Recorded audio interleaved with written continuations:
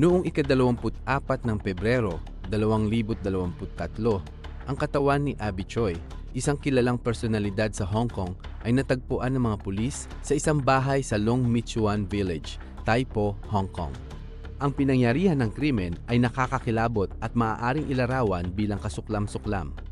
Maraming tao ang nakaramdam ng pagduduwal nang makita nila ang silid. Si Choi ay lubos na kinikilala sa mga entertainment at fashion circles ng Hong Kong.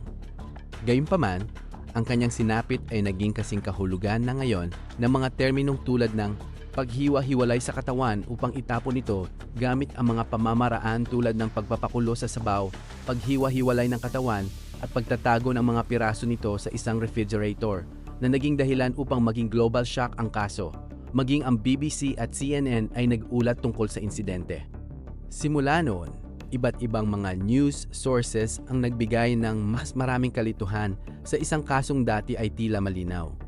May ilan na nagsasabing ito ay isang alitan tungkol sa ari-arian, habang ang iba naman ay nagsasabing ito ay dulot ng isang romantikong relasyon sa pagitan ng kanyang dati at kasalukuyang mga partner, na sinasabing sangkot sa isang parehong kasarian na relasyon. Kaya, ano nga ba talaga ang kanyang pinagdaanan at bakit siya pinatay sa ganitong kalupit na paraan?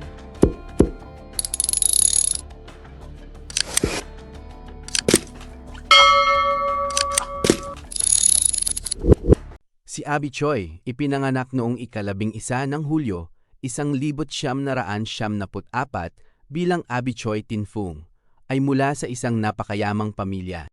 Siya ang bunso sa 4 na magkakapatid na babae. Kasama ang kanyang ama at inang si Chang Yin Far. Ang pamilya ay 6 na katao at hindi kailanman nakaranas ng anumang matinding hirap. Nagmamay-ari sila ng maraming construction businesses sa Hong Kong at China. Bilang resulta, namuhay sila ng marangya sa Fragrant Harbor. Sinasabing nagmamay-ari ang kanyang ina ng maraming ari-arian at multi-million-dollar assets. Ibig sabihin, anuman ang kanilang naisin, madali nilang makukuha. Dahil na rin sa Chinese privacy laws at sariling kagustuhan, kakaunti ang nalalaman ng publiko tungkol sa kanyang pamilya. Ngunit pagdating sa sariling buhay, pinili ni Abby na lumabas sa spotlight. Noong Hunyo 2012, nagsimula ang kanyang journey bilang influencer sa Instagram sa edad na 20. Sa dami ng pera sa kanyang kamay, ang unang litrato niya ay ang kanyang Lady Dior handbag na nagkakahalaga ng 5,100 pound sterling o 6,100 dolyar. Unti-unti niyang isinama ang kanyang mukha sa mga posts. Kabilang ang larawan niya sa presidential suite ng Ritz-Carlton. Kung pera ba o personalidad o baka pareho, nagsimulang lumaki ang kanyang audience. Bata, maganda, at tila maamo, mas lalo siyang nakilala nang makatanggap ng mga imbita sa eksklusibong parties. Dito nagsimulang lumago ang kanyang career bilang influencer. Nagsimula siyang maimbitahan sa mga events ng Dior at iba pang luxury brands. Sa pagitan nito, nagbabakasyon siya sa Bali at dumadalo sa Fashion Week sa Paris. At dahil sa lakas ng pananalapi ng kanyang pamilya, kaya niyang dumalo sa mga mas magagarang events at makihalubilo sa mga celebrities. Ngunit sa kabila ng lahat, nakatagpo rin si Abby ng pag-ibig sa murang edad. Sa edad na 10, pinakasalan niya si Alex Kwong Kong Chi. Nagkaroon sila ng 2 anak. Ngunit makalipas lamang ang 3 taon, nauwi rin ito sa diborsyo. Kalaunan, muling nag-asawa si Abby. Mahalagang banggitin na kahit naghiwalay sila ni Alex, nanatili siyang malapit hindi lang kay Alex kundi pati sa buong pamilya nito. Regular silang nakikita at madalas siyang magbigay ng mga regalo. Sa katunayan, matapos ang kanilang hiwalayan, bumili siya ng isang luxurious apartment sa Cadoria Hill para sa buong pamilya ni Alex. Isa ito sa pinakamahal na lugar sa Hong Kong. Noong 2016, binili ni Abby ang apartment sa pangalan ng ama ni Alex na si Kwong Kao sa halagang 6.7 milyon HKD. Ang 1,800 square foot, 4 na kwartong bahay ay puno ng luho. May balcony, marble floors, courtyard at iba pa. At iba pang kahanga-hangang detalye. Isa ito sa pinakamahal at pinaka-eksklusibong lugar na tirahan sa buong Hong Kong. Bukod pa roon, bilang pagpapakita ng tiwala at malasakit, binili ni Abby ang ari-arian sa pangalan ni Kwong Kao. Maraming dahilan kung bakit. Pinansyal. Nakatipid siya ng halos $1,000,000 USD sa stamp duty fees. Isa rin itong investment. Kahit katatapos lamang ng kanyang desisyon na makipagdiborsyo kay Alex, Tiniyak nitong may ligtas at marangyang tirahan si Alex at ang kanilang dalawang anak. Ngunit dahil nasa pangalan ni Kao, kalaunan ay nakatira rin doon si Kao at ang kanyang asawa. Ibig sabihin, ang mahal na apartment sa Cadore Hill ay naging tirahan ng 3 henerasyon ng pamilya Kwong. Maliban kay Abby mismo. Sa teknikal na pananaw, trustee lamang si Kwong Kao ng apartment. At dahil kayang patunayan ni Abby na siya ang tunay na bumili, maaari niya itong bawiin kung gugustuhin. Ngunit tulad ng maraming sitwasyon sa buhay, napakahirap ng posisyon ni Abby. Siya ang bumili ng ari-arian. Ngunit wala siyang nakukuhang benepisyo. Oo, totoo ngang ligtas ang kanyang mga anak, ngunit wala siyang nakukuhang benepisyo. At tiyak, napakailang ng pakiramdam na patuloy na suportahan sila. Isang sitwasyon itong lalong sumama sa paglipas ng panahon. Kahit magandang ideya ito noong una, hanggang kailan niya kaya silang gastusan mula sa sariling bulsa? 1 taon ba ang sapat? 3 o 10? Dito ko na ipapakilala si Anthony. Noong panahong iyon, siya ay 31 taong gulang, kuya ni Alex at dating bayaw ni Abby. Tulad ng iba pang miyembro ng pamilya, masyadong malaki ang pananagutan na inako ni Abby sa pag-aalaga sa kanya. Noong maayos pa ang kasal nila ni Alex, si Anthony ay walang trabaho at hirap sa buhay. Naawa si Abby at kinuha siyang personal na tutor. Dahil dito, naging malapit sila sa isa't isa. Madalas tawagin ni Anthony si Abby bilang kanyang ate. Sa kanyang Instagram, pinangalanan pa niya ang sarili bilang The Monk at nagpo-post tungkol sa pagiging kalmado, kasama ang maraming litrato nila ni Abby. Bukod dito, sinuportahan pa siya ni Abby sa iba pang negosyo, kabilang ang isang pancake stall sa lungsod na siya mismo ang nagpapatakbo kung hindi siya busy sa pagiging tutor. Sinasabing sa dalawang trabahong ito, kumikita siya ng higit kaysa sapat, lahat mula sa kabutihan ni Abby. Pagkalipas ng diborsyo kay Alex, nakatagpo si Abby ng bagong pag-ibig. Noong 2016, siya at ang bagong partner na si Chris Tam ay nagdaos ng isang marangyang kasal na dinaluhan ng mga kaibigan at pamilya. Si Chris ay isang mayamang negosyante sa Hong Kong na galing din sa pamilyang mayaman. Ang kanyang ama ang nagtatag ng kilalang restaurant chain na Tamjai Yunnan Mixian. Nagkaroon sila ng 2 anak. At kahit may 2 anak si Abby mula sa naunang kasal, 4 na bata silang magkakasama at kilala sa pagiging malapit sa isa't isa. Madalas silang mag-weekend sa kanilang multi-million-dollar home. Nagbabakasyon sila ng paulit-ulit sa Disneyland at palagi ring naglalakbay gamit ang kanilang sariling yate. Ang buhay pamilya ni Abby ay hindi naging hadlang sa kanyang tuloy-tuloy na pag-angat. Dahil sa kanyang koneksyon, impluwensya at kapital, lumawak ang kanyang career mula sa pagiging isang trendsetter hanggang sa corporate at mainstream media. Dahil na rin sa kanyang magandang pangangatawan at kakaibang sense of style, naging cover girl siya ng mga tanyag na magazine gaya ng Harper's Bazaar, L'Officiel at Vogue. Ngunit pagsapit ng taong 2023, hindi na maayos ang samahan ni na Abby at ng pamilya Kwong. 6 na taon na silang nakatira ng libre sa kanyang apartment sa Cadore Hill. Sa simula, wala namang problema. Ngunit kalaunan, napagtanto ni Abby na naaabuso na siya. Nung binili niya ang apartment, bata pa siya at madaling maimpluwensyahan. Ayon sa mga ulat, maaaring si Kwong Kao mismo ang pumilit sa kanya na bilhin iyon para sa pamilya. Ngayon, gusto na ni Abby itong bawiin. At hindi lang iyon ang masamang balita. Ang madilim na kasaysayan ng pamilya Kwong. Hindi alam ni Abby noon, ngunit ang pamilya Kwong ay ubos na ang pera. Magsimula tayo sa padre de pamilya, si Kwong Kao, ama ni Alex. Noong mga nakaraang taon, siya ay isang respetadong police sergeant sa Hong Kong Police Department. Magaling daw siya sa trabaho at may magandang reputasyon. Ngunit bumagsak ang lahat noong 2005 nang akusahan siyang nanakit ng isang babae. Sa halip na ipaglaban ang kaso, nagbitiw siya sa tungkulin. Bilang kapalit, pumikit na lang ang Hong Kong PD sa paratang laban sa kanya at hindi na siya pinarusahan o pinalagot. Ngunit si Kao ay hindi lamang ang may kahina-hinalang pagkilos sa pamilya. Si Alex mismo ay sangkot din sa ilegal na gawain at ilang taon siyang nagtatago. Noong 2015, naglunsad siya ng isang underground investment scam na may kinalaman sa ginto. Nakakuha siya ng tiwala ng 4 na mayayamang negosyante na nag-invest ng tig-5 milyon HKD bawat isa. Ngunit sa halip na palaguin ng pera, tinatakbuhan ni Alex ang kanilang investment. Bukod dito, nagnakaw din siya mula sa iba't ibang tao at lugar. 39 na kwintas, 32 pulseras, 13 gold bars, 102 gold grains, 6 na palawit, at 10 tiles ng ginto. Samantala, si Anthony ay baon din sa napakalaking utang. Kahit binigyan siya ni Abby ng paulit-ulit na pagkakataon bilang chauffeur at may-ari ng pancake stall, ang kanyang magastos na bisyo ay mas malaki pa sa kinikita niya. Makikita pa nga sa kanyang Instagram kung paano siya nagpapakita ng buhay luho, ngunit sa likod nito, lugmok siya sa pagkakautang. Noong 2019, kinasuhan siya ng kanyang lokal na bangko. Kumpletuhin na natin ang larawan. Kahit ang ina ni Alex na maituturing na pinakamabait sa pamilya ay may problema rin. 3 taon bago ang pagkawala ni Abby, siya ay idinaklarang bankrupt ng korte.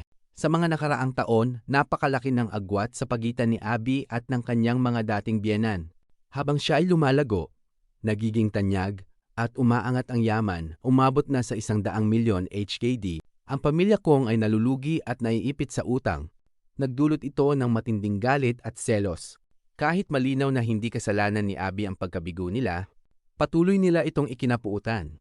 Naramdaman ni Abby ang hindi pagkakapantay at nagpasya siyang itigil na ang pagbibigay. Lalo na pagdating sa 8 milyong dolyar apartment, maaari nyo nang hulaan kung gaano kasama ang naging pag-uusap nila. Umabot pa sa puntong tinakot ni Kao si Abby na papatayin kung paaalisin sila. Lubhang nasaktan si Abby at agad na kumonsulta sa abogado.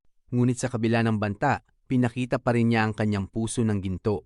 Sapagkat sinimulan pa niyang maghanap ng bagong bahay para sa pamilya at plano pa niyang bilhin iyon para sa kanila. Oo, baka hindi iyon para sa kanila.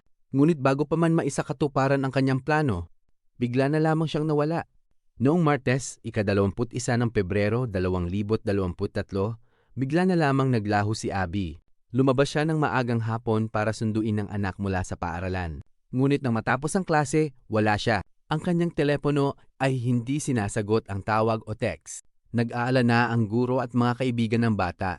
Kilala si Abby bilang laging naka-online at hawak ang telepono. Kaya't kakaiba at nakapagtataka na hindi siya tumugon ni minsan. Lalong nakadagdag sa pangamba ang biglaang pagtigil ng lahat ng aktibidad niya sa social media. 2 oras matapos hindi siya makita, iniulat siyang nawawala. Mabilis na kumilos ang mga awtoridad. At gaya ng inaasahan, dahil isa siyang mayamang socialite, mahigit 150 pulis ang agad na itinalaga sa kaso. Hindi nagtagal bago may lumabas na unang clue. Sa araw mismo ng pagkawala niya, nakuhanan siya ng CCTV sa kanyang apartment complex. Nakasuot siya ng white long-sleeved top, white pants, white slippers at may dalang purple handbag. Batay sa oras ng kuha, mukhang papunta siya para sunduin ang anak. Ang sasakyang sumundo sa kanya ay kamukha ng 7-seater van na dati nang ginagamit ni Abby at ng kanyang chauffeur na si Anthony. Ngunit nang tanungin ang pamilya Kwong, lahat sila ay nagsabi na huling nakita si Abby isang araw bago ang pagkawala niya. Walang resulta ang mga investigador, kaya't sinuri nila ang GPS records ng sasakyan. At dito, nakakita sila ng nakababahalang impormasyon. Naitala na ang van ay nagtungo sa Tai Po District at Long May Tsuen, 20 milya ang layo mula sa Hong Kong. Agad na nagpadala ng 12 ng pulis sa lugar. Nag-house-to-house interview sila, nagsuri ng CCTV sa mga bahay, at nangolekta ng dashcam footage mula sa mga sasakyan. Biyernes ng hapon, 72 oras mula nang mawala si Abby at 24 oras mula nang mawala si Abby, nakatuon ang mga detective sa isang ground floor flat ng 3 palapag na bahay. At sa kasamaang palad, wala silang kahandaan para sa matutuklasan nila sa loob. Maliban sa isang kumpletong kusina, ang buong bahay ay walang laman, may mga tarp na nakatakip, ang nakakatakot na tuklas. Ang mga bintana, sahig at dingding ng bahay ay natatakpan ng mga tarp. At bagamat hindi ko na ilalarawan ng eksakto ang lahat ng detalye, ang masasabi ko lang, sa loob ng refrigerator, natagpuan ang 2 binti ng tao. Sa kusina naman, naroon ang meat slicer, electric saw, cleaver, chopper, face shields at mga raincoat. Mayroon ding 2 malalaking kaldero na kumukulo sa kalan. At sa loob nito, nakita ang isang bungo at ilang tadyang. Lubhang nabigla ang mga otoridad sa nakakatindig balahibong tagpo. At nang kumalat ang balita, umalingaw-ngaw ang galit at pagkabigla. Hindi lang sa Hong Kong, kundi sa buong mundo. Sa pagsusuri ng CCTV sa paligid, nakita ang ilang miyembro ng pamilyang Kwong na kumikilos ng kahina-hinala. Nag-udyok ito ng mas masusing paghahanap ng mga natitirang bahagi ng katawan ni Abby. Mahigit 100 pulis ang lumahok sa operasyon. Kasama rito ang expert divers, search dogs, data analysts at drones. Ngunit sa kabila ng malawak na paghahanap, hindi pa rin natagpuan ang lahat ng bahagi ng kanyang katawan. Hanggang sa oras ng pag-record ng video, ang torso ni Abby ay hindi pa rin natatagpuan.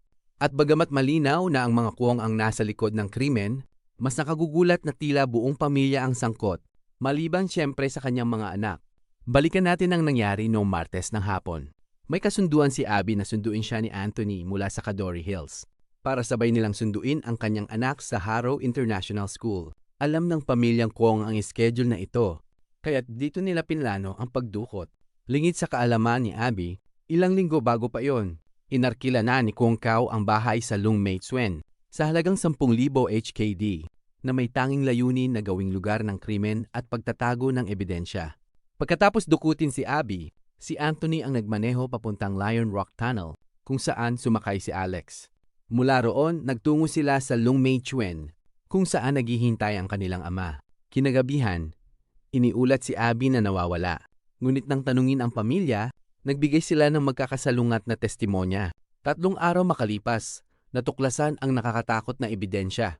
Matapos ang natuklasan, mabilis na inaresto ang mga pangunahing suspect. Anthony, Alex, Kwong Kao, at si Lee ang ina ni Alex. Lahat sila ay nahuli noong ika-25 ng Pebrero, 2023. Ngunit si Alex ay nakatakas. Dahil dito, siya ang naging pinakahinahanap na tao sa Hong Kong. Nag-alok pa ang mga autoridad ng 200 milyong HKD na pabuya para sa sinumang makapagbibigay ng impormasyon tungkol sa kanya. Dahil sa bigat ng kaso, ipinadala rin ang elite task force na Flying Tigers. Sa kabutihang palad, nahuli si Alex kinabukasan. Habang sinusubukan niyang tumakas sakay ng isang yacht, may dala siyang 500,000 HKD na cash at mga alahas na nagkakahalaga ng 4 na milyong HKD. Ngunit sa halip na makatakas, napunta siya sa kulungan. Formal na kinasuhan ng murder sina Kwong Kao, Alex, at Anthony. Samantala, si Lee, ang biyena ni Abby, ay kinasuhan ng pagsisinungaling at pagtatago ng ebidensya. Maging ang kabit ni Kao ay inaresto rin. Dahil sa pagtulong kay Alex sa makatakas, kasama rin sa mga inaresto ang isang kaibigan ni Alex at ang sailor na dapat sana ay tutulong sa kanyang pag-alis ng bansa sa ilalim ng batas ng Hong Kong. Ang hatol para sa murder ay mandatory life imprisonment. Ang death penalty naman ay tuluyang inalis noong 1993. Wala pang tiyak na petsa para sa paglilitis, ngunit inaasahang maaaring umabot pa ito hanggang 2024 dahil sa kanilang kasakiman. Tinawag ang pamilya Kwong na real-life parasite family na hango sa pelikulang Parasite noong 2019. Ang pelikula ay tungkol sa isang mahirap na pamilya na unti-unting nakapasok sa buhay ng isang mayamang pamilya, pag-alala kay Abby. Mula sa pamilya, kaibigan at mga katrabaho ni Abby, si Chris Tam, ang huli niyang asawa, ay nagpahayag sa pamamagitan ng isang kaibigan na si Abby ay isang mabait, mapagbigay at mapagmahal na tao. Lagi siyang handang tumulong sa iba at walang sawang nagmamahal at sumusuporta sa kanyang pamilya. Inilarawan naman siya ng kanyang mga kaibigan bilang mapagmahal, maalaga, protektibo, matagumpay, at matatag. Bagamat lumaki siya sa isang mayamang pamilya, may kakaibang talento si Abby sa fashion at estilo. Dahil dito, nakilala siya bilang isa sa mga kilalang fashion icons sa buong mundo. Ngunit higit sa kanyang tagumpay at yaman, si Abby ay isang taong may malasakit at pusong mapagmahal. Pinlano pa rin niyang bilhan sila ng bagong bahay. Ngunit sa huli, ang kanilang kasakiman ang naging dahilan ng kanyang pagkamatay. Isang malupit na katapusan. Hindi na makikita ni Abby ang kanyang mga anak na lumaki. Hindi na niya maipagpapatuloy ang kanyang karera. At hindi na rin natin malalaman kung hanggang saan pa sana ang kanyang mararating.